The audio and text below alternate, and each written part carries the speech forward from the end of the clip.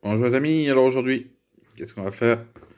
On va essayer de faire un sauvetage du tonneau. Pour cela, il va me falloir un pot de résine, préparé plastique, métaux, plastique, composite, tout ça. Un tube de durcisseur pour la résine.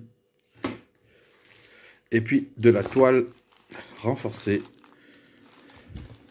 tissu fibre de verre renforcé. Alors on pourrait aussi utiliser ce genre de toile, de fibre.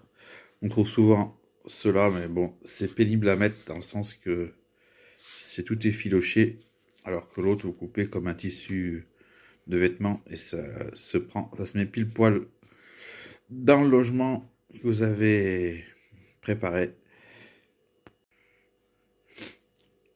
Alors je dis pas, hein, la deuxième que je vous ai présentée, elle va très bien, surtout pour sur les voitures, pour boucher style des bas de caisse qui ont subi de la corrosion, perforée, des endroits là où on sait qu'après avoir une couche de Blackson, ça va très bien.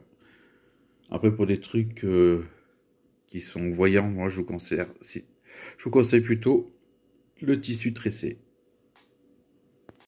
Alors comment ça va se passer la chose? Ça va être tout simple. Je vous les explique parce que je ne pouvais pas vous filmer en même temps que ce que je fais.